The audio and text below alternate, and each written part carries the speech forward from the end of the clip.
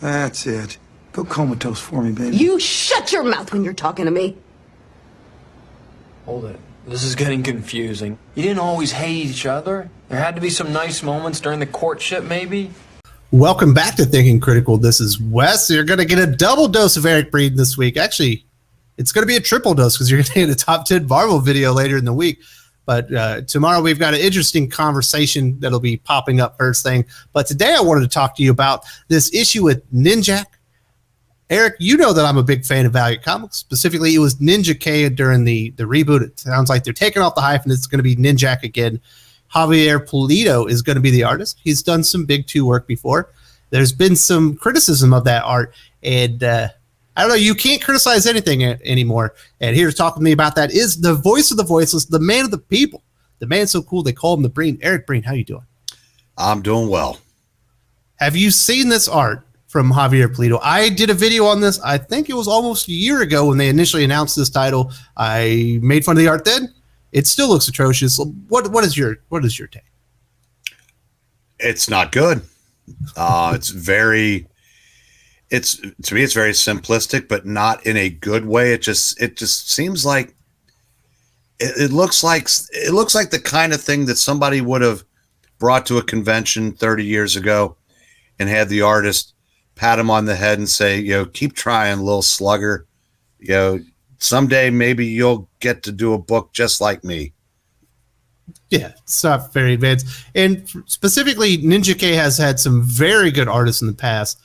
Speaking specifically of Tomas Giorello and a couple of other, I think Doug Braithwaite was also one of the artists. So they have a legacy of this new Valiant of having very good artists on the Ninja K series. There's a couple there that I wasn't over the moon about. But for the most part, it's all been better than this. And that is a criticism I have seen about this. I criticized it like a year ago. Maybe it was not quite that, but I said that this art looks atrocious. I still say it looks bad. Have you seen any other criticism of this Ninjak series other than that art looks bad? Not that I'm aware of, no. Not that I've seen. And specifically, for the most part, the reason I don't like Valiant Comics right now is because there's no cohesion as far as the history of the characters, and the storytelling has gone off the rails. I've never found there to be much wokeness in it. I think it's just the quality of the storytelling, for me personally, has gone down dramatically. But you can't criticize anything anymore, Eric Breen. If you say art sucks, it's not. You didn't say the art was bad. You didn't say, hey, this is stale and lifeless and boring, and these 2-tone color, this doesn't work for the Ninja K character. You can't even do that anymore, Breen. You cannot bring valid criticism because this is what Big Bang Comics in Dublin, Ireland had to say. This is one of the dumbest tweets I've ever seen. On FOC now, it's Ninjak #1, the book that doubled in orders for us. Consider, what did it go from 2 to 4? Maybe 5 to 10 if they're lucky. When someone accused it of being 2 SJW. They're making this up. Any criticism of any comic book nowadays, specifically if it's from a group of people, I guess, means that they were saying it was SJW, even if they were honestly just saying the art sucked big time. Yeah. Okay, for one thing, if you're going to, that's a ridiculous tweet on the surface. And if you're going to say that something is doubled because it was accused of being SJW as if it was going to appeal more to SJWs, then maybe you can say that the number of people that are planning to pirate that first issue might have doubled. But, not orders for sales. Like I said, I don't. Perhaps their pulls did go up because people were unaware that an Ninjak series came out. But I will be very surprised if there are very many people other than Javier Pulido's family and Jeff Parker's family, who's the writer, that were like, yes, let me get on this now that I see this very boring, lifeless art that is in this comic book. Wait a minute. You didn't get that Clay Mann guy that was doing it years ago. You got this. Oh, yeah. Let me get 5 copies for my mother. Yes. No, sorry. To me, it's just another example of these people certain people just have to fight this so-called culture war in any way they can. And to attack somebody criticizing art as being someone that's how that translates into, well, it's being accused of being SJW. I don't get. I mean, this is how it translates, Eric, because they don't want to talk about the criticism, whether it's valid or not. If you say that it came from the hate group of people that you dislike, and everything that they say means that they're accusing it of this, then you don't have to even consider what they're saying. And that's a lot of what happens with comic pros and certain retailers is they don't want to even engage in the idea that what some consumers are saying is correct or that their feelings are valid. So they invalidate them by saying that they're an ist or that, or the only reason they didn't like that art was because it was, SJW undertones. How would anybody know that? There's been a few screen caps. The art sucks. I have no idea what the story's about other than it's about Ninja. Yeah, I guess you could say that. Okay, well, what kind of art do you want? Do you want it to be more, good girl art? So, I want more vibrant, kinetic, probably a little bit more hard hitting, better colors, and certainly a better rendering of Ninja. Right. And so now just asking for art befitting of a comic that's going to cost $4 or $5, that's a bridge too far for these people, and that you should just accept any kind of art and storytelling they want to give you. Then what's next? 22 blank pages, and you can't criticize that either? I think they did a comic like that once, didn't they? I wouldn't be surprised at this point. I think they did. Maybe it wasn't 22, but there were sequential black pages. I remember people being pissed about that. But getting back to this, this is the problem with it, Breen.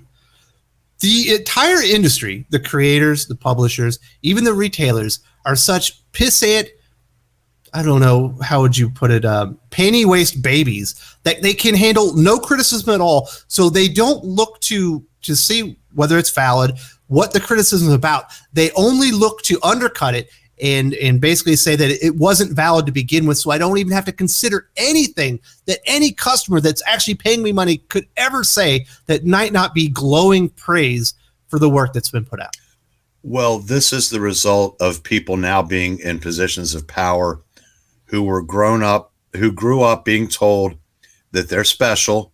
It's the everybody gets a trophy generation, and nothing is ever your fault. So any criticism isn't meant with a critical response. It's met with a temper tantrum. And that's what you're seeing in instances like this. And it's not going to change as long as the people that are in charge don't have to change, because the people that they cater to will side with them, whether it's Bleeding Cool, Newsarama, Comic Book Resources, the usual suspects that will back them up in this so-called culture war, the us against them. And as long as that rages on, art like what you're getting in Ninjak will be praised by the people that matter, criticized by the people that don't, and nothing changes because they can just deflect by calling the people that criticize them names. Again, another sign of a childish tantrum. Well, it's also a sign of a broken industry. If you are so thin-skinned that the idea that someone has a critical eye or a critical opinion about work, many people, in fact, a lot of people think this art is absolutely terrible, that you cannot take it, that you have to undercut the person, question their moral fiber and just box them into a certain group and just say they never mattered to begin with, even though they're the ones technically, for the most part, paying for this stuff. It's just symptomatic of a broken industry. Until you can acknowledge that your customers have expectations, and if they are not met, they are more than allowed. They should be voicing their displeasure because they're paying for it, and you're not delivering what a lot of people would consider a minimum standard product. That art from Javier Pulido on Ninja K does not meet the minimum standard for a published comic book in 2021. No, and to be fair, one of the things that social media has allowed is everybody has an opportunity to voice their opinion, amplify their opinion, and a lot of things, no matter what you do, good, bad, or indifferent, it is going to be met with criticism in some way, shape, or form. It was always like that. It's just now we have more ways to express that. And so you can make a case for people just pushing back on that. But the problem is now the valid criticisms are met with, that's the problem. Right. Customers do go too far. Sometimes they get personal and they shouldn't, or they talk about things that have nothing to do with the art. I have not seen one piece of criticism about this book that was negative that had anything other than to do with anything other than the illustrations themselves. But they still have to, kick the can down the road, put a straw man argument out there because they can't accept the truth that's, slapping them in the face that the art sucked, that they should have got a better artist for a ninja action comic. No, you're right. That's kind of a problem. I said there's the quality in comics by any metric has diminished in a lot of places over the years. And a lot of things are in comics now that really have no place in, as I said, adventure comics. I mean, if you want to do a slice of life and you want a particular art style and people criticize it for that, then those creators have every right to fire back and say, this is what we presented. If you didn't like it, but how about saying, okay, I'm sorry you didn't like it. Maybe this isn't for you. Hopefully the next thing we do will.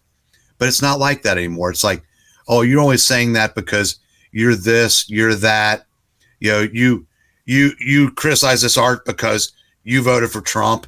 It's just gotten ridiculous at this point that that no valid criticisms are allowed to be echoed or allowed to be said in certain parts of this hobby. And until the people that don't have to listen to criticism are under no incentive to ever get any better, because in their circle they're fine.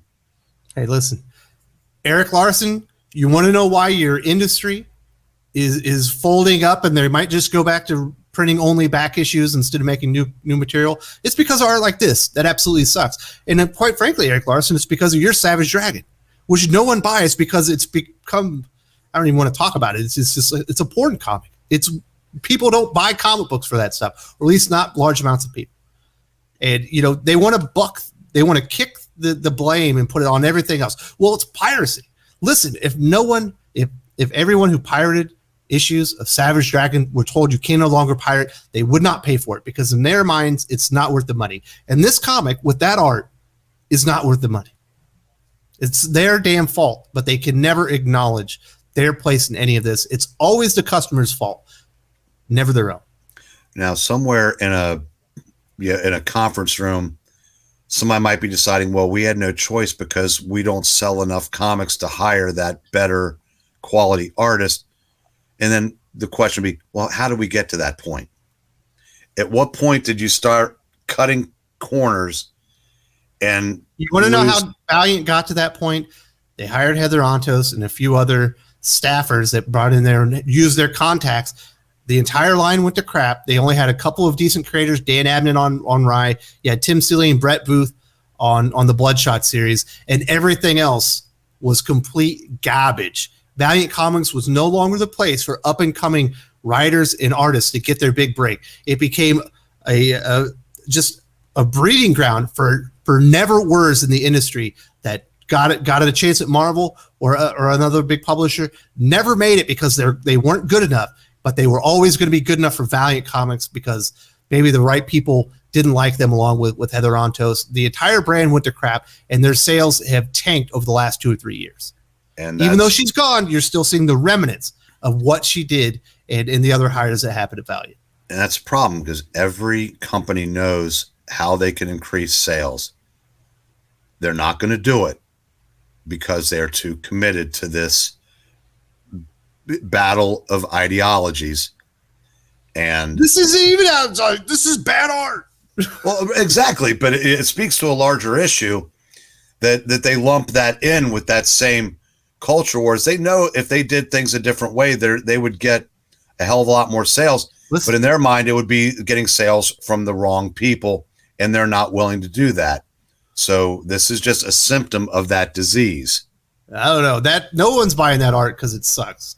Like I said, Javier Polito's mom probably got a copy, maybe Jeff Parker's dad, but that's about it.